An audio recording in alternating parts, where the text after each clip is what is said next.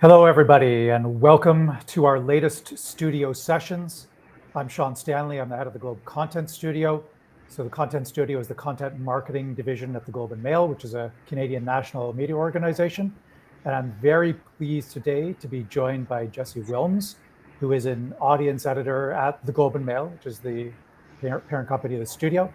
And I'm going to start because we're going to be talking about SEO strategies and how you drive traffic to content. And of course, that's Jessie's area of expertise. We'll talk about journalism as it relates to that subject. We'll talk about content marketing as it relates to that subject. But because Jessie is sort of the key person in this chat today, I'm going to throw it over to her to start, just to talk a little bit about herself, give us that 2-minute elevator pitch that goes into her background and her expertise and some of the things that she's doing as part of her current role. So Jessie, over to you to start.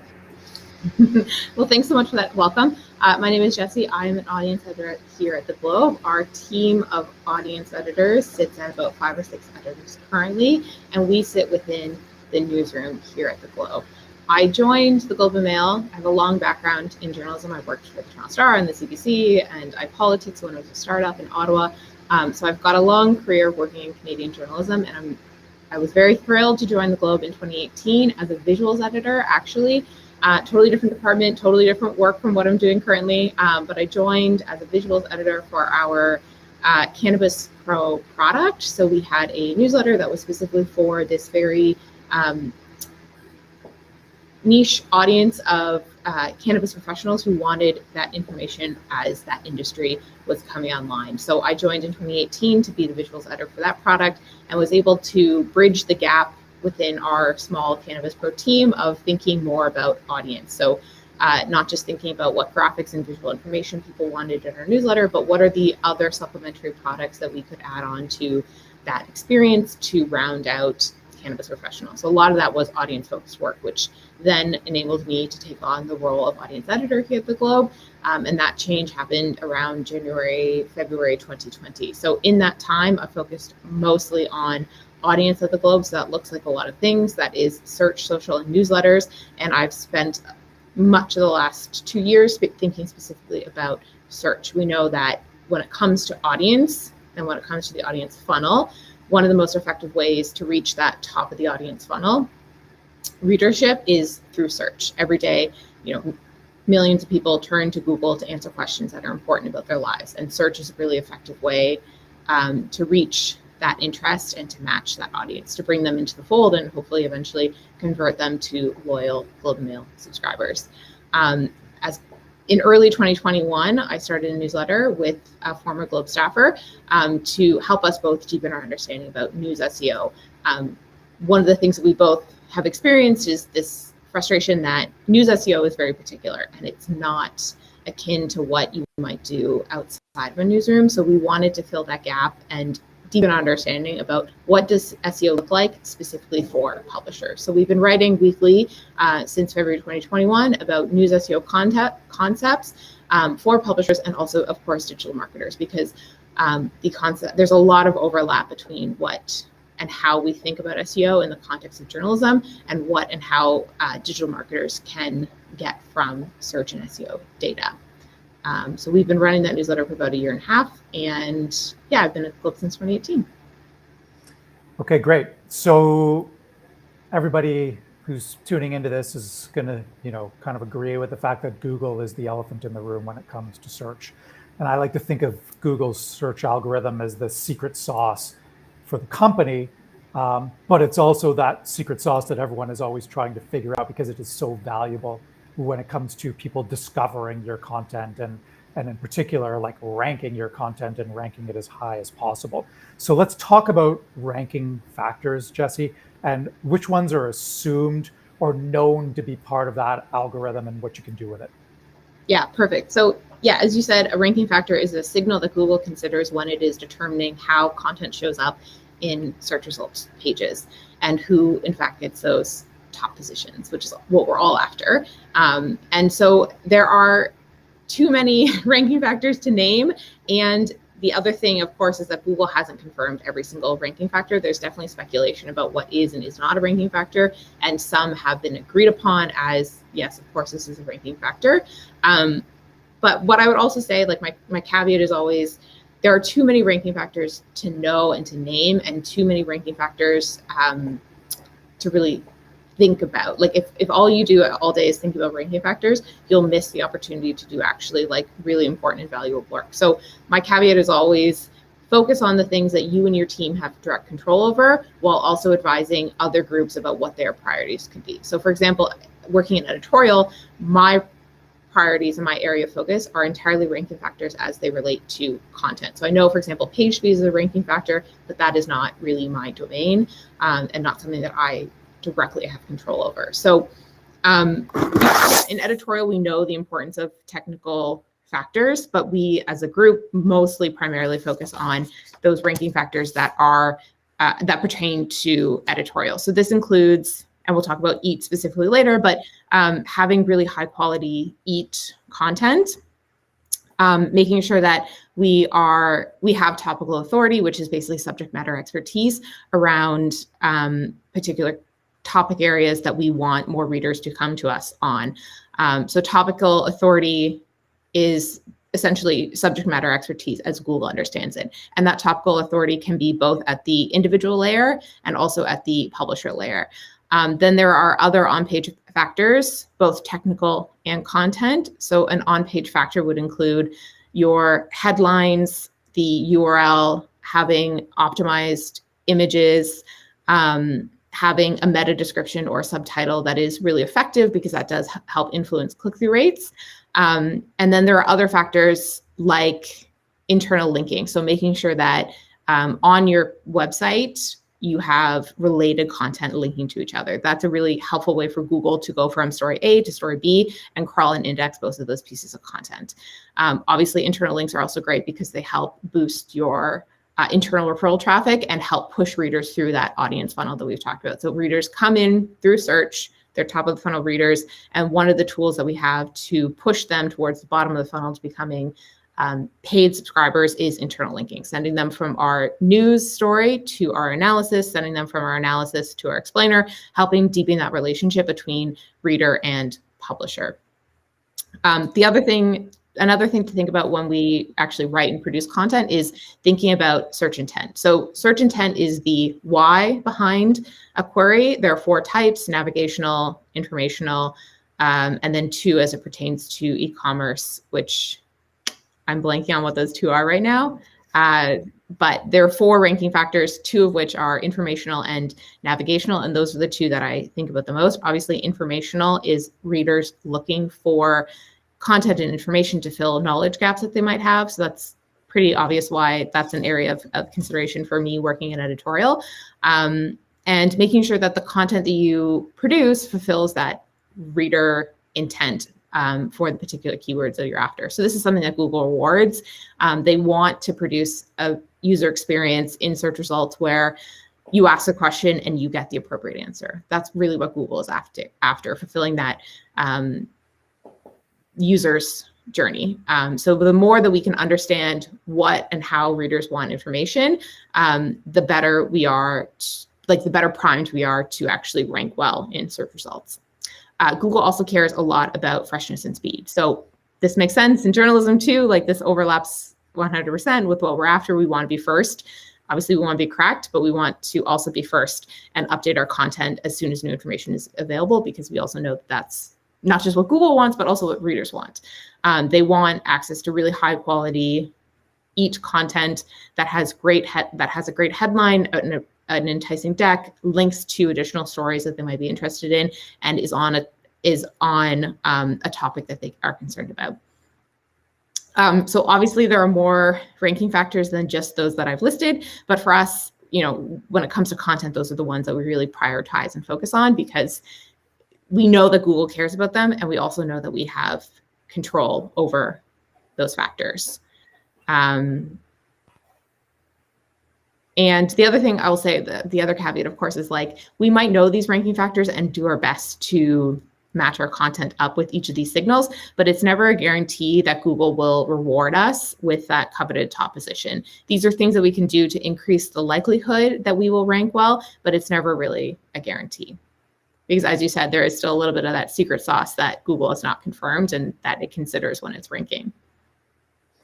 Yeah, you may not know the answer to this, but it begs the question too, because we're talking about Google so much. Would these kind of algorithms be applied by the Firefoxes and the DuckDuckGos of the world, for example, as well? Like, do you feel like it would cross over to different platforms? I know most people will do their searches still through Google, but I wonder if the same rules would apply to some of the other search engines. I don't have a precise answer to that question, but I would say broadly, yes. I think, and it's also like, the other thing to say is editorially, and when you think about content, these are the things that you are already doing or should be doing. You should be producing quality content that is written by experts, that is authoritative, and that readers can trust. So if those aren't the signals that Firefox or DuckDuckGo care about, it doesn't matter so much to us, because that's just stuff that is baked in by default that we have to do for all the content that we produce. So if it's not being rewarded by other algorithms and other search engines, it's just not so much a concern. But I would also probably say, like, broadly, like having quality content on areas where you as a publisher have authority on that topic and the site works quickly and you have all those technical elements in place, I think broadly that would be consistent across search algorithms. You mentioned EAT. So let's maybe go back to that. Maybe you can define EAT or EAT and also why it's important. So EAT stands for EAT, expertise, authority, and trustworthiness. These are 3 metrics that Google uses in order to evaluate what is and is not high quality content. It's really about how Google understands how much it should trust a piece of content or trust a brand. And the great benefit for us, of course, is that this is content that Google wants more of, which is great news. We produce high quality journalism, and Google has basically said, like, what we want is that high quality content. Great news.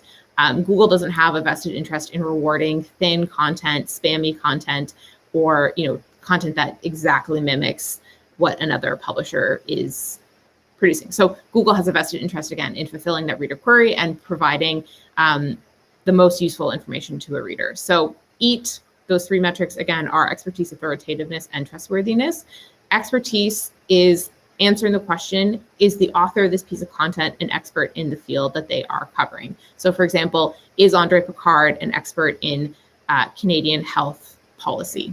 And yes, he's an expert in that field. And Google knows to rank potentially his content higher than someone who doesn't have a 20-year history writing about health in Canada. Expertise is considered at the article level, not necessarily across the entire organization. In contrast, both authoritativeness and trustworthiness are metrics that are considered at the brand level. So authoritativeness asks the question, is this publisher, is this overall site a trusted source? So is the Globe and Mail as an organization a trusted source for journalism in Canada? And the answer to that, of course, is yes. So Google looks at the reputation of writers who contribute to the site, so all of our staff reporters, our columnists, etc., as well as the overall site. So, do we consistently publish high quality content? Yes. And Google looks at that by the way that Google measures authority is by looking at the health of the site as well as the number of backlinks to your site. So do other publishers and other outlets that Google knows to be authoritative link to the Globe and Mail? Does CTV, Global, CBC link back to our content when relevant? Do other well-known and authoritative sites link to the Globe's journalism? That's how they measure that. They also look at other factors when it comes to authoritativeness, like the volume of branded searches and other things, but links are really really important in SEO. So having a good, strong backlink profile can help build your authority in search. And the final factor here is T for trustworthiness. And again, that's of the overall site. So are the stories accurate that the Globe publishes and linked to from other credible organizations? And that's how Google measures that trustworthy signal. In both authority and trustworthiness, it's important to have that good backlink strategy that I mentioned. A backlink is essentially anytime another publisher or another outlet, another site links to the Globe and Mail. So CTV links to our story, the Globe and Mail links, that would be considered a backlink. So for example, the SCOTUS news that happened yesterday and today, Politico was the first organization to report that story. So, and now every other publisher, every other major American publisher and many Canadian publishers have tried to match that reporting and have linked back to the original report in Politico. So the Politico's backlink profile on this story is pretty good. All those outlets are or should be linking back to the original report, which helps, again, communicate to Google that Politico is a trusted and authoritative site when it comes to American politics. There's also like a related concept to EAT, which is your money or your life. And so these are areas or topics where Google basically says like, EAT is extra important. And that's because if you get bad advice on these topics, it can negatively impact your health, your financial stability, or your safety. So these topics include personal finances, health information, news and current events. So when it comes to your money or your life, Google puts an extra layer of importance on making sure that it is in fact trustworthy and expert and authoritative. So my team is often asked to add backlinks into stories. I'm assuming that's because everyone is aiming to improve their SEO results. Do the odd backlinks actually help, or is like a really heavy volume of backlinks required to really move the needle? I think it's both. I think like if the New York Times, for example, linked to a small new outlet, that would be a great signal in Google, but it also does matter that like you're being consistently linked to from other outlets. So in other words, it's worth asking when you can. Yeah, it's worth, yeah, specifically for digital marketers. Like if, for example, a news outlet mentions something and there's relevant content that, you know, is mentioned but not linked in the piece of journalism, you know, it's worth sending an email, a polite email just saying like, you referenced XYZ study, the study is available on our website, can you provide a link to that piece of content? So, and I think there's, you know, a general degree of receptiveness, speaking very broadly across publishers, that, you know, we want to cite our sources, so it is, you know, mutually beneficial to have that link in place. Let's move on to keywords a little bit. I want to talk about how you research and determine the best keywords to use, because keywords are crucial in a variety of ways, which we'll get into. But first and foremost, how do you actually figure out which ones you should be using? This is a great question. Keyword research is one of the most foundational concepts when it comes to search and SEO. The short of it, I should say, is you use a keyword research tool like Google Trends, Answer the Public, Glimpse, Keywords Everywhere, SEMrush, Ahrefs. All of those are tools that you can use to do keyword research. But more broadly, keyword research is a concept that basically tries to understand what readers are looking for. So when it comes to picking the best keywords, you need to first map out what is your objective, what ultimately do you want, which readers ultimately do you want to read, and what keywords are most likely to get you that readership. So I would always, like when it comes to news that's happening, that's breaking right now, I usually turn first thing to Google Trends and either look to see if Google has identified a breakout search term, so the thing that people are already using, or use Google Trends as a keyword research tool to look at terms people are using around a particular topic. So if we spot a breakout search term, and a breakout search term just refers to a spike in interest. So I think in Canada, it's something like 5,000 searches is considered a breakout search term. So we would look for that breakout search term and then use Google Trends to see what are the related keywords that people are using to find content on this topic. And using that data, see what we can do, you know, from a journalism perspective to answer and fulfill that reader interest. And then if it's an evergreen topic, so let's say smoke point of cooking oils, and we know that we have a column coming from Leslie Beck, our health columnist, about, you know, which is the healthiest cooking oil or what is the smoke point of various cooking oils, like, you know, this kind of news you can use stuff. we might look at Google Trends and say, okay, here's what people have historically been searching for around this particular topic, and then seeing if we can take that data and again inform or shape the journalism that we produce. So when it comes to actually picking what is that particular keyword that we should include, there are a lot of different metrics that we can use to evaluate that. Obviously, you want something with decent keyword volume, so an indication that a lot of people are looking for this.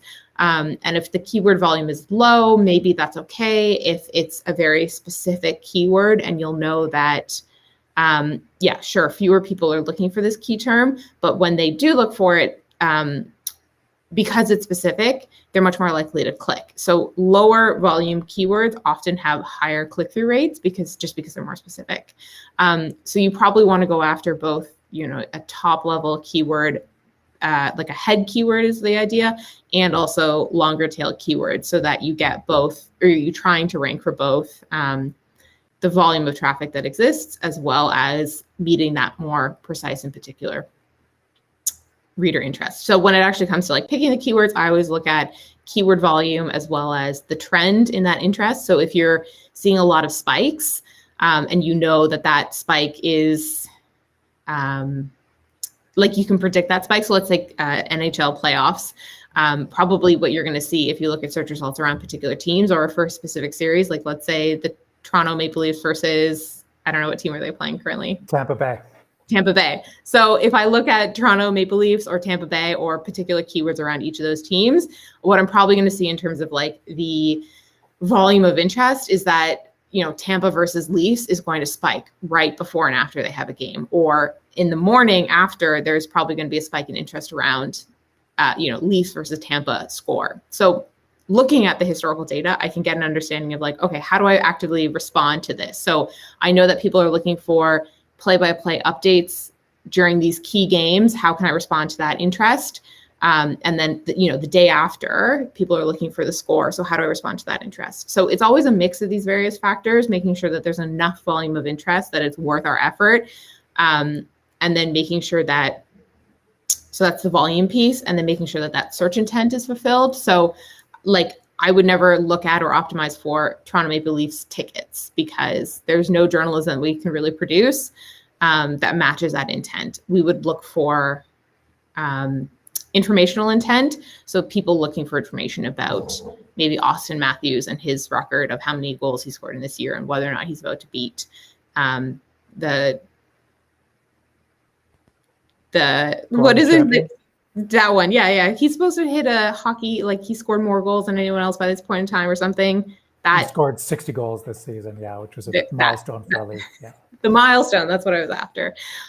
So yeah, when we're picking keywords, obviously we want to look for something that is being used a lot, but where the intent actually lines up with the content that we can produce for it. And then some other factors about like how what I would also always plug in the keyword into Google search because I want to see what the search result looks like.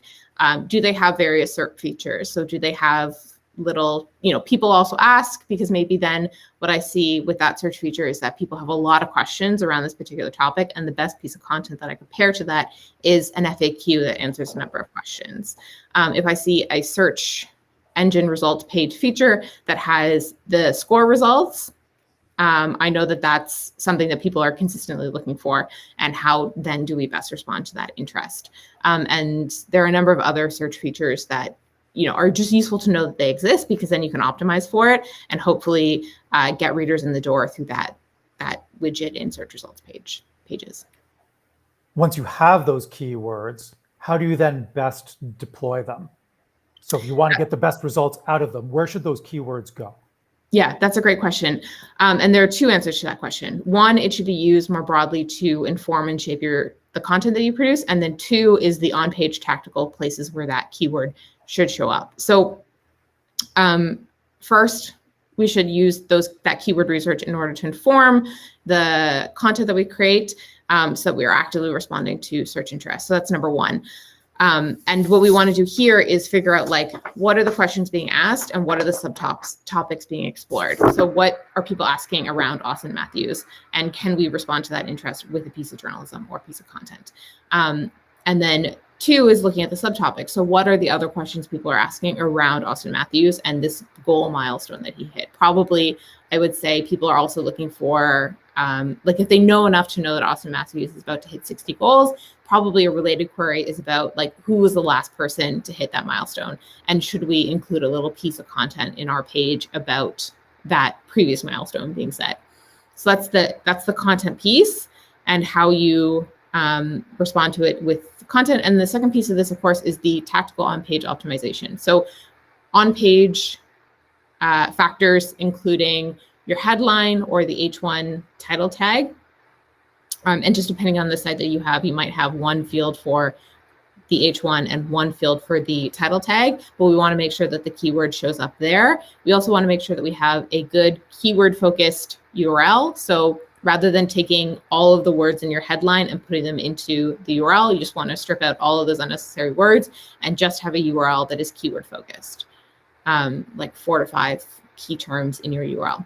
We also want to make sure that we have a good, well-written meta description or subtitle, depending on your content management system, how it's labeled just might vary. We want to make sure that we have that because while it's not a guarantee that Google will show that meta description in search results, when it does, it can influence click-through rates. So we just want to make sure that that is enticing and well-written and probably includes your sort of secondary keywords. So not the main focus keywords, but the other related terms that are also contained in the piece of content.